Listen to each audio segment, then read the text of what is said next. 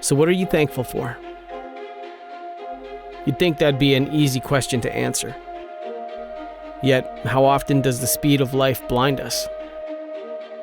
How often are the blessings we experience blurred by the chaos we walk in? While we're busy trying to keep up, do we fail to recognize all that we have to be grateful for? Of course we do. We're all guilty of it. Life has a way of chiseling away at a heart of gratitude. What if we could stop, pause in the moment, take a breath, take a beat, and recognize the incredible work of God which surrounds us? What if the intensity of the day-to-day could be stilled by the peace of thanksgiving? What if we could practice the words of Scripture and give thanks in everything? Perhaps these are the questions we need to ask ourselves. Maybe, if we look hard enough, we can see past everything life throws at us and see the beauty of a life spent giving thanks. So, what are you thankful for?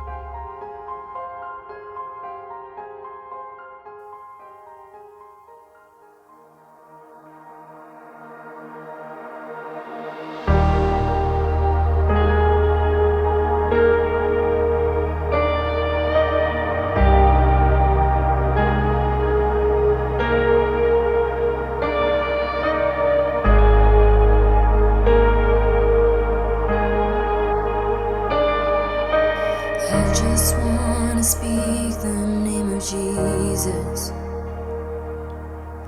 over every heart and every mind.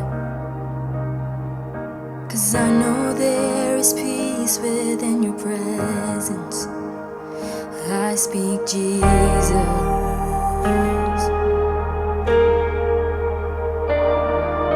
And I just wanna speak the name of Jesus. Every dark addiction starts to break, declaring there is hope and there is freedom. I speak Jesus. 'Cause your name is power, your name is healing, your name is life. Break every stronghold, shine through the shadows, burn like a fire. And I just wanna speak the name of Jesus over fear and all anxiety, to every soul held captive by depression. I speak Jesus. Oh, 'cause your name is power, your name is healing, your name is life. Break every stronghold, shine through the shadows, burn like a fire. Your name is power, your name is healing, your name is life, it is life. Break every stronghold, shine through the shadows, burn like a fire.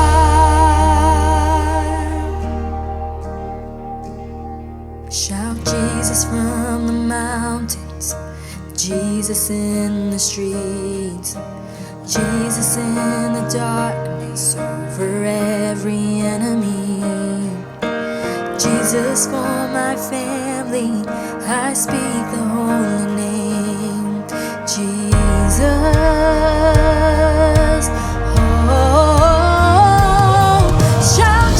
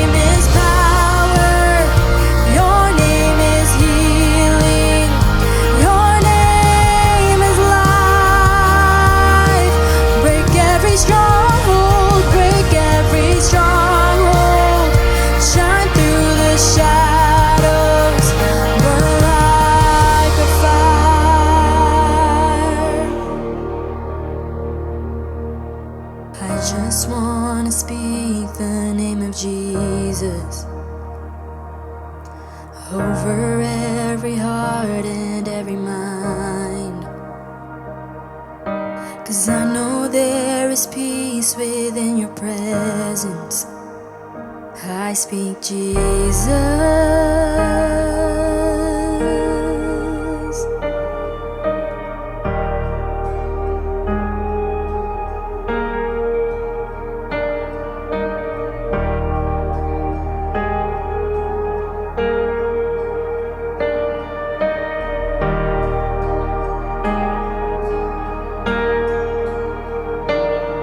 Shout Jesus from the mountains, Jesus in the streets, Jesus in the darkness over every enemy, and Jesus for my family. I speak the holy name, Jesus. Oh, shout Jesus from the mountains, and Jesus in the streets, Jesus in the darkness over every enemy, Jesus for my family. I speak the holy name, Jesus.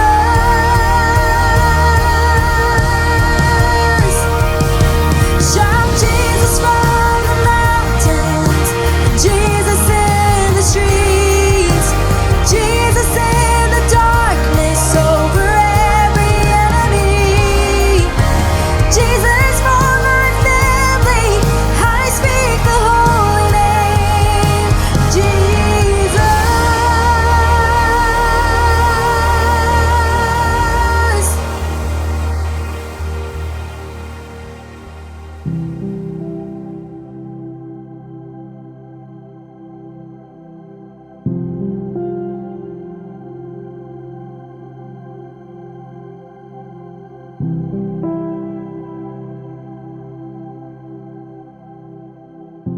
Selamat hari Minggu Bapak Ibu, selamat kita ketemu lagi dalam ibadah online dari NLCC Indonesia hari ini tanggal 19 November 2023. Kita masih terus melanjutkan seri khotbah bulan Thanksgiving atau seri khotbah tentang ucapan syukur. Hari ini saya ingin memberi tema atau memberi topik dari khotbah saya, kekhawatiran versus ucapan syukur. Dasar firman Tuhannya dari Filipi pasal 4 ayat 6-7. Sekali lagi, bagian firman Tuhan yang sangat Bapak Ibu kenal, mungkin Bapak Ibu hafal, mungkin ada di kamar Bapak Ibu, di pajangan-pajangan rumah Bapak Ibu, di kulkas Bapak Ibu, Filipi 4, 6-7. Demikian firman Tuhan. Janganlah hendaknya kamu khawatir tentang apapun juga, tapi nyatakanlah dalam segala hal keinginanmu kepada Allah dalam doa dan permohonan dengan ucapan syukur. Ayat 7. Damai sejahtera Allah yang melampaui segala akal akan memelihara hati dan pikiranmu dalam Kristus Yesus. Mari kita tundukkan kepala, kita berdoa sebelum kita lebih jauh belajar firman Tuhan ini Bapak Ibu.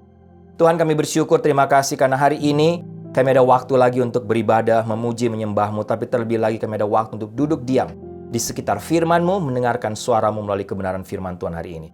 Hamba berdoa kiranya firman Tuhan dari Filipi pasal 4 ayat 6-7 yang sudah menguatkan memberkati hamba dengan tema kekhawatiran versus ucapan syukur ini. Yang akan hamba share, akan hamba bagikan kepada semua Bapak Ibu hari ini. Kembali menjadi berkat, menguatkan untuk semua Bapak Ibu yang mengikutinya, yang sedang mendengarkannya. Di atas semuanya hamba berdoa, Tuhan yang ada di ruangan ini, Tuhan yang ada di rumah, di ruangan Bapak Ibu, Tuhan sendiri yang berbicara kepada kami, sehingga kami sama-sama bisa mendengar suara Tuhan sendiri yang menguatkan kami lewat firman-Mu. Berfirmanlah, bersabdalah Tuhan, karena kami sudah siap untuk mendengar suara-Mu. Dalam nama Tuhan Yesus kami berdoa. Amin. Bapak Ibu,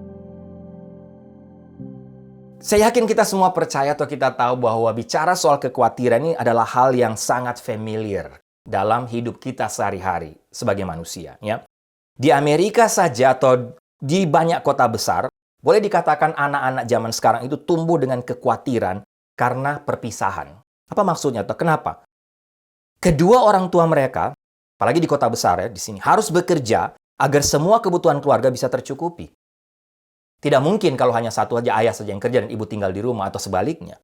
Konsekuensinya adalah apa? Anak sejak kecil harus dititipkan di tempat-tempat penitipan anak. Ada cerita yang pernah saya baca, Bapak, ada kisah ada seorang ibu yang mengisahkan betapa pilunya hati dia. Pedihnya hati dia. Ketika anaknya yang berumur 2 tahun menangis karena harus ditinggal di pagi hari di tempat penitipan. Muka anak ini ditempelkan di jendela kaca rumah penitipan tadi.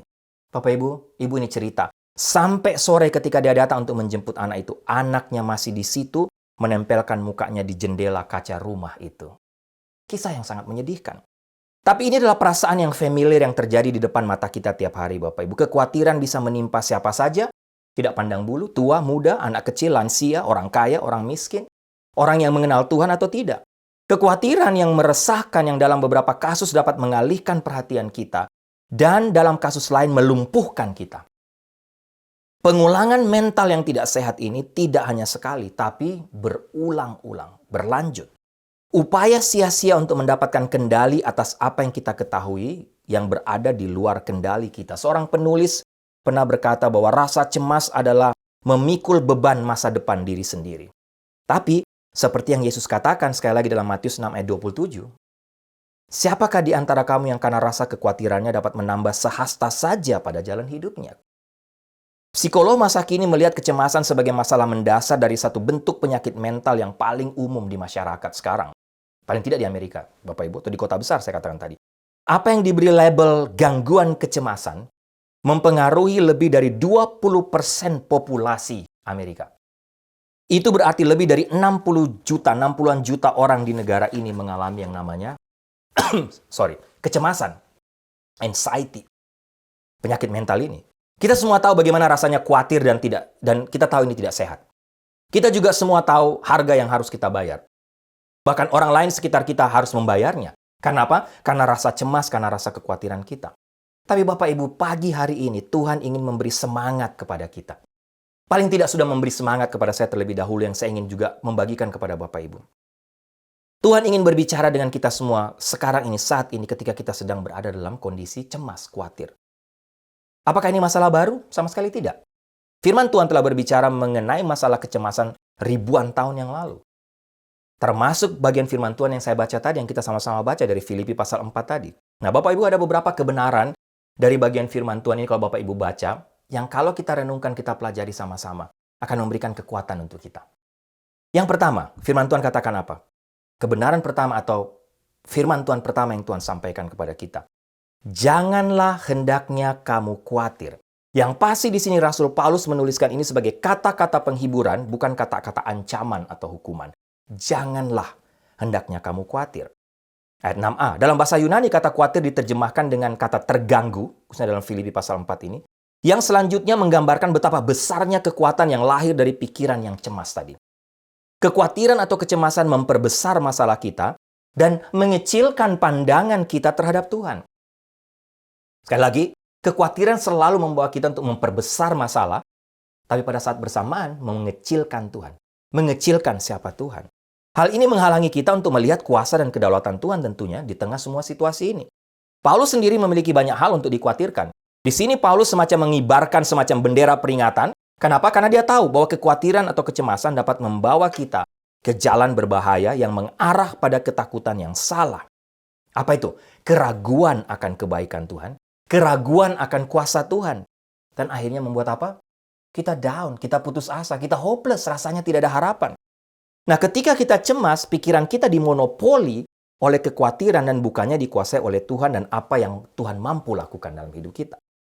Paulus memberitahu kita bahwa cara untuk melawan kekhawatiran atau kecemasan adalah nomor satu adalah membuat pilihan secara sadar untuk tidak khawatir atau tidak cemas. Ini pilihan. Bapak Ibu yang menentukan. Paulus katakan, janganlah hendaknya kamu khawatir. Ini sangat mudah untuk dikatakan Bapak Ibu daripada dilakukan, saya tahu. Hal ini menuntut kita untuk menghadapi setiap keadaan yang tidak dapat kita kendalikan dan apa yang mungkin terjadi dengan keyakinan bahwa Tuhan Maha Tahu. Tuhan mengetahui dan mempercayai apa yang Dia kerjakan, Dia lakukan. Di sini kita dipaksa untuk hanya sekedar membaca kitab suci saja, tapi kita juga harus mempercayai tiap ayat firman Tuhan yang kita baca secara nyata. Dan ini berarti saya atau kita hanya punya pilihan untuk percaya bahwa Tuhan berdaulat dan selalu punya rencana. Meskipun hasilnya tidak sesuai dengan keinginan dan harapan kita mungkin. Percaya bahwa ketika Tuhan yang berdaulat itu mengontrol atau mengendalikan semua hal dalam hidup kita, maka Dia akan melakukan apa yang terbaik buat saya atau buat kita. Ingat, firman Tuhan, jangan khawatir sama dengan jangan takut. Itu adalah kata-kata penghiburan, sekali lagi bukan kutukan. Nah, pertanyaan, bisakah kekhawatiran menyebabkan dosa? Bisa, ya. Sama seperti rasa takut. Wajar takut? Wajar. Dalam posisi tertentu, dalam level tertentu. Bisa jadi dosa? Bisa. Bisakah kecemasan dan ketakutan menjadi dosa? Ya, sekali lagi, ketika kita mempunyai pengertian tentang kebenaran firman Tuhan, tapi kita gagal melakukan apapun untuk menumbangkan berhala atau idol atau kebohongan yang ada di balik kecemasan, kekhawatiran, dan ketakutan tadi, Bapak Ibu. Dosa. Kita tahu firman Tuhan, tapi kita gagal untuk melakukan. Kita gagal untuk mempercayai Tuhan. Kita meragukan kebaikan dan kuasa Tuhan. Jadi ingat, cara pertama untuk mematahkan, menumbangkan kekhawatiran dan kecemasan adalah membuat pilihan secara sadar untuk tidak mau khawatir atau cemas. Tanamkan di pikiran kita, saya tidak mau khawatir, saya tidak mau cemas. Dengan dasar apa? Percaya bahwa Allah mengendalikan segala sesuatu dan hasilnya akan lebih baik dari yang saya rencanakan. Demi mengatasi kekhawatiran saya.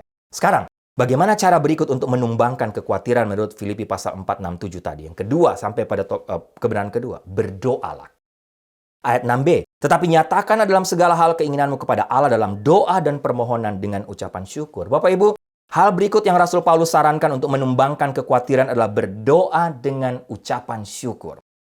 Bapak Ibu ingat khotbah saya membuka tema Thanksgiving ini tanggal 5 November yang lalu, ucapan syukur. Ucapan syukur atas hal apa?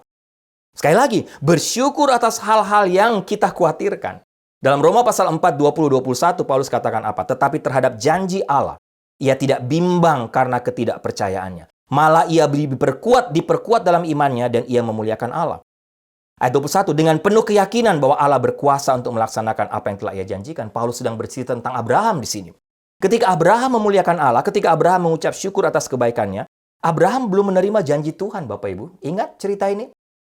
Kenapa? Abraham memilih untuk percaya kepada Allah yang berkuasa untuk melaksanakan janjinya, walaupun sepertinya belum terlihat.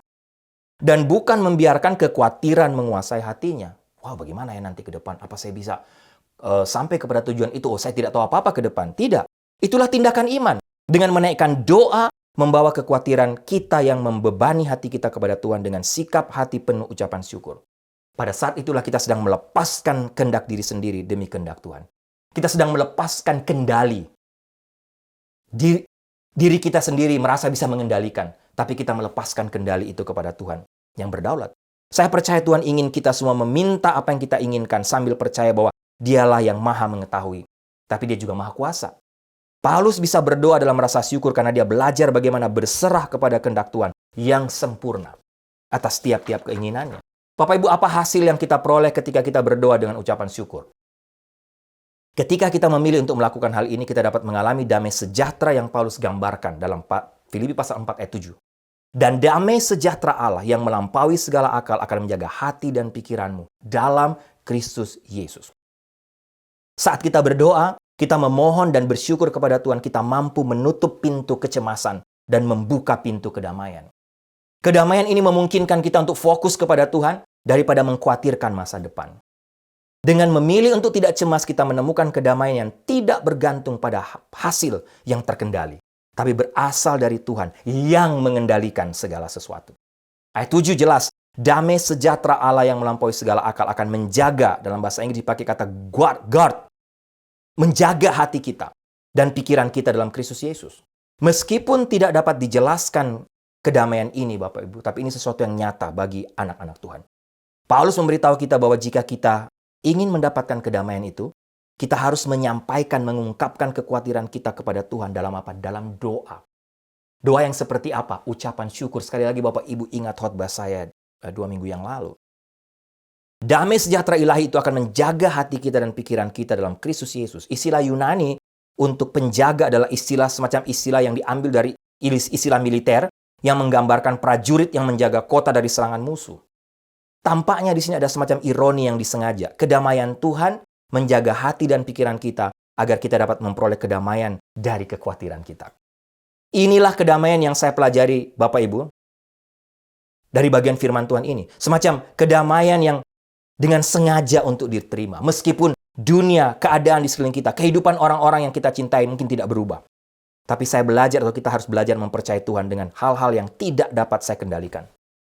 Tapi menantang bagaimana jika dan dapat tidur nyenyak sepanjang malam. Kira-kira begitu Bapak Ibu. Doa dengan ucapan syukur harusnya menjadi gaya hidup kita, habit, pola hidup. Karena dengan demikian menolong diri kita untuk tidak terjebak dalam kecemasan, kekhawatiran yang mencekik dan mematikan kehidupan spiritual kita. Atau juga secara praktis yang bisa membuat Bapak Ibu tidak bisa tidur nyenyak. Ini harus dilawan, ditumbangkan.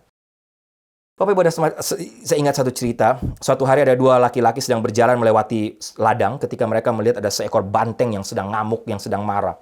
Mereka segera lari menuju pagar yang terdekat. Tapi banteng itu terus mengejar mereka, menyerbu mengejar mereka, dan mereka menyadari bahwa kayaknya kita walaupun sudah lari secepat apapun, kita tidak bisa lolos. Karena ketakutan, salah satu dari laki-laki tadi berteriak kepada temannya, John, John! Pakai nama John aja. Doa dong, doa, kamu berdoa. Kita ini dalam bahaya. John bilang, aduh, maaf, saya belum pernah berdoa dengan suara keras sebelumnya. Saya tidak tahu harus bilang apa. Teman yang satu bilang, John, nggak bisa John, harus ini, ini bahaya ini. Banteng itu sudah kejar kita. Oke, katanya John. Sambil dia berlari dengan sekuat tenaga, dia bilang gini, aduh maaf, saya hanya bisa mengucapkan satu-satunya doa yang saya tahu karena saya sambil lari nih Bapak Ibu. Ayah saya selalu mengucapkannya di meja makan. Jadi dia hanya ingat doa yang di meja makan aja. Mungkin saking nggak pernahnya berdoa Bapak Ibu. Tapi karena ini banteng sudah datang, jadi suruh berdoa. Dia bertanya, ya Tuhan, terima kasih atas apa yang Engkau terima. Buatlah kami benar-benar. Jadi sama kayak doa bapaknya di meja makan. Dia bilang, Tuhan terima kasih untuk apa yang kami terima. Buatlah kami benar-benar bersyukur. Bapak Ibu, ini cerita lucu. Tapi lihat, itu memang hanya doa itu yang dia tahu. Tapi sebenarnya ini memang kebenaran firman Tuhan Bapak Ibu. Apapun artinya, apapun ketakutan kita, memang nggak ada lain. Nggak ada lain yang kita bisa buat. Walaupun tadi cerita negatif, nggak pernah berdoa, taunya hanya doa di meja makan. Tapi benar. Apapun situasi yang kita hadapi, seberat apapun, mengucap syukur, berdoa, teriak sama Tuhan. Itu jalan yang Paulus sampaikan. Simple, berdoa, mengucap syukur. Ketiga, Bapak Ibu, Paulus ingatkan satu hal menarik sehubungan dengan kekhawatiran ayat 5b. Tuhan sudah dekat. Filipi 4 ayat 5b, Tuhan sudah dekat. Menarik bahwa ayat 6-7 didahului oleh ayat 5b yang bicara tentang Tuhan sudah dekat. Apa maksudnya? Mari kita lihat konteksnya sedikit, Bapak Ibu, karena ayat 6-7 tidak dapat dilepaskan dari ayat 5. Ayat ini memang pendek, singkat. Tapi apa maksud Rasul Paulus menuliskan ini sebelum ayat 6-7 sebelum dia berbicara tentang kekhawatiran tadi? Ayat ini dalam perjanjian baru bicara tentang dua arti. Arti pertama bicara soal kedatangannya kembali. Waktu kedatangannya kembali sudah dekat, sudah pasti. Yakobus 5:7-8, kita menemukan seruan bagi umat Tuhan untuk bersabar sebab kedatangan Tuhan sudah dekat. Tapi ada arti yang kedua. Dalam suratnya yang lain, Paulus menulis, tetapi sekarang di dalam Kristus Yesus kamu yang tadinya jauh, kini menjadi dekat oleh darah Kristus. Kedekatan kita dengan Tuhan dan Tuhan dekat dengan kita sebagai umatnya. Ini suatu konsep dalam perjanjian baru, sudah konsep dari perjanjian lama, Bapak Ibu, berakar pada perjanjian lama. Pemazmur juga pernah menulis, Tuhan itu dekat kepada orang-orang yang patah hati dan menyelamatkan orang-orang yang patah semangat. Mazmur 34 ayat 18. Dan sehubungan dengan satu misi yang kita dengar tadi, setelah memberikan amanat besar, Yesus menentramkan atau menenangkan murid-muridnya dengan kata-kata ini. Sesungguhnya aku menyertai kamu senantiasa sampai pada akhir zaman. Setelah Yesus memberikan amanat agung untuk pemberitaan Injil. Beritakan Injil, Bapak Ibu, pergilah, beritakan Injil, tapi Tuhan Yesus setelah itu katakan, aku menyertai kamu senantiasa sampai pada akhir zaman. Bapak Ibu, ada contoh kecil, contoh praktis dalam kami sekeluarga. Waktu Dara masih kecil, dia masih kelas 1, saya yang besar ingat itu, kami pernah lupa jemput dia, karena lupa kalau hari itu dia pulang cepat. Kami ditelepon oleh salah satu orang tua yang kenal kami, terus kami bilang, bisa nggak bicara dengan Dara? Kan dia masih kelas 1, Bapak Ibu, waktu itu kita terlambat jemput. Dan berusaha untuk meyakinkan dia, Dara, kalau papa mama sudah dekat, kamu nggak usah takut. Ya. Papa mama sudah dekat sekolah, minta maaf kita terlambat. Tapi kamu nggak usah takut, kita sudah dalam perjalanan. Bapak Ibu, Dara yang tadinya ketakutan, hanya merasa tenang setelah berbicara dengan kita, dengan Bu Sarah. Dara, jangan takut, papa mama sudah dalam perjalanan untuk jemput kamu. Kenapa? Karena dia tahu, kita udah dekat. Kita udah akan dekat dengan dia, Bapak Ibu. Mengetahui dia tahu bahwa kita akan segera datang untuk menjemput dia. Ini semacam analogi saja, contoh. Tapi Bapak Ibu, apapun yang membuat kita cemas, apapun kegelisahan yang kita alami hari ini, pagi ini, hari ini, siapapun Bapak Ibu, ketahuilah Tuhan sudah dekat. Artinya, memang dia akan datang kembali. Kegelisahan, kekhawatiran kita, semua yang situasi jahat terjadi di dunia ini akan segera berakhir. Tapi juga bicara soal apa? Perlunya kedekatan kita dengan Tuhan. Tuhan dekat dengan kita. Kita harus mendekatkan diri juga kepada Tuhan. Dan ketika kita mempercayai hal ini, segala sesuatunya akan menjadi semakin kuat. Kata-kata penghiburan, seruan berdoa dalam spirit ucapan syukur. Dan janji-janji Tuhan untuk memberikan rasa damai kepada kita akan semakin nyata. Kita tahu Tuhan akan dekat. Tuhan ada di dekat kita. Tuhan bersama dengan kita. Sehingga kita tidak perlu cemas. Tapi kita sudah melakukannya. Firman Tuhan dan kehadiran Tuhan akan memberikan damai yang melampaui segala akal dalam hati kita. Paulus katakan jangan khawatir. Caranya berdoa, ucapan syukur. Tapi ingat, Tuhan juga ada dekat kita. Tuhan mendengar tiap-tiap pergumulan kita. Bapak Ibu, saya mau menutup dengan satu ilustrasi, atau sebenarnya bukan ilustrasi, tapi satu survei. Ya. Majalah Newsweek baru-baru ini membuat semacam perbandingan ancaman secara berdampingan yang sudut pandangnya boleh dikatakan tidak akurat. Maksudnya begini, majalah Newsweek baru ini membuat suatu perbandingan tentang ketakutan orang. Tapi dia mencoba untuk membandingkan apa yang kita takuti tidak seperti yang kenyataannya. Misalnya begini, hasilnya. Bapak Ibu tahu pembunuhan, survei pembunuhan terjadi tahun 2008, itu 14 kasus pembunuhan 14.180. Orang dibunuh maksudnya. Orang takut kan? Takut nanti anak-anak kita dibunuh atau siapapun dibunuh. Tapi kasus bunuh diri, tadi orang pembunuhan ya dibunuh. Kasus bunuh diri tahun 2006 terjadi 33.289 kasus. Bapak lihat perbandingannya? Orang takut dibunuh, takut pembunuhan, tapi sebenarnya yang bunuh diri lebih banyak. Kedua, anak-anak yang diculik oleh orang asing atau orang jahat. Tahun 1999 kasusnya 115. Mungkin sekarang lebih banyak ya. Tapi tahun 1999, 115.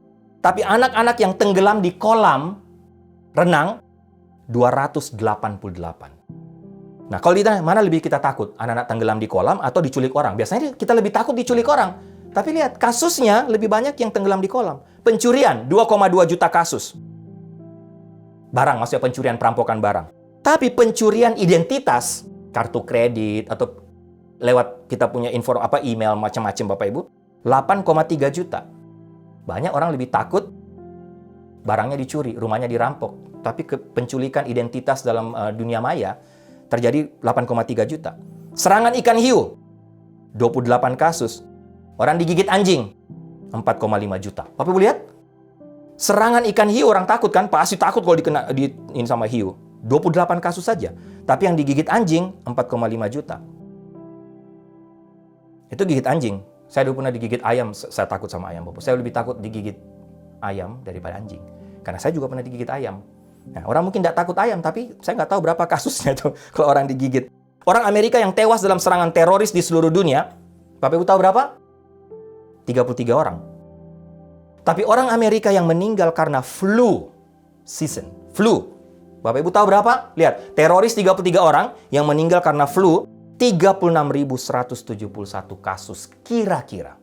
Contoh saja, kematian akibat reaksi alergi terhadap kacang 50-100. Tapi kematian akibat keracunan yang tidak disengaja 27.531. Kematian dalam kecelakaan penerbangan 321. Kematian dalam kecelakaan mobil 34.017 dan lain sebagainya. Bapak Ibu, ini hanya contoh saja. Kita menghabiskan banyak waktu untuk mengkhawatirkan hal-hal yang salah. Daripada mengucap syukur untuk banyak hal yang Tuhan sudah berikan kepada kita. Yang mungkin tidak pernah atau jarang kita sadari. Fokus kita takut kepada hal-hal yang sebenarnya tidak terjadi. Hasilnya adalah kecemasan yang tidak perlu. Dan daftar ini menggambarkan ketakutan dan kekhawatiran kita yang terkadang tidak berdasar. Atau boleh saya katakan salah tempat. Dan menunjukkan seberapa jauh kesalahpahaman yang terkadang membawa kita dari kenyataan. Bapak Ibu, mungkin firman Tuhan ini sangat sederhana hari ini ya. Kalau Bapak Ibu baca tadi, Filipi tadi. Tapi ini satu kebenaran yang mendalam. Apapun kekhawatiran Bapak Ibu, apapun tingkat level kekhawatiran, kecemasan, depresi kita. Paulus hanya bilang berdoa. Dan ingat Tuhan dekat dengan kita. Janganlah kamu khawatir akan apapun, tetapi dalam segala keadaan. Dengan berdoa dan memohon dan mengucap syukur. Sampaikanlah, kira-kira bahasa Inggris, sampaikanlah permohonan kita kepada Tuhan. Mari kita tundukkan kepala, kita berdoa. Tuhan, kami bersyukur, terima kasih. Mungkin bagian firman Tuhan ini atau Filipi pasal 4 ayat 6-7 ini, kami sudah sering dengarkan, kami hafal. Tapi hamba berdoa kiranya firman Tuhan yang sekali lagi ketika hamba persiapkan, hamba pelajari, menjadi kekuatan buat hamba lagi. Kiranya juga menjadi kekuatan, menjadi berkat buat semua Bapak Ibu yang sudah mendengarkan firman Tuhan ini. Hamba tidak tahu apa kekhawatiran mereka, apa kecemasan mereka, apa hal-hal yang sudah membuat mereka tidak bisa tidur. Mereka penuh dengan ketakutan akan masa depan, keluarga, pekerjaan, dan lain sebagainya. Tapi hamba berdoa Filipi 4:6-7, kata-kata Paulus yang sangat sederhana ini menjadi pegangan kekuatan kami lagi untuk mematahkan, menumbangkan segala rasa khawatir, rasa cemas yang datangnya dari si jahat, yang membuat kami untuk tidak percaya kepada kekuasaan Tuhan. Terima kasih untuk firman-Mu. Dalam nama Tuhan Yesus kami berdoa. Amin.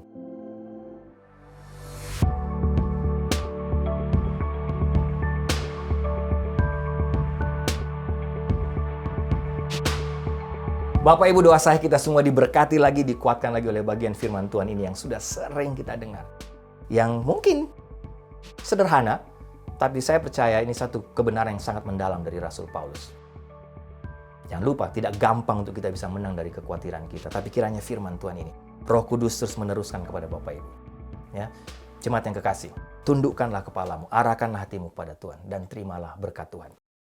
Anugerah keselamatan dari Tuhan Yesus Kristus, kasih sayang yang tidak berkesudahan dari Allah Bapa, serta penyertaan dari Roh yang Kudus, kiranya menyertai engkau sekalian, mulai hari ini sampai Maranatha Tuhan Yesus datang kembali. Haleluya, amin.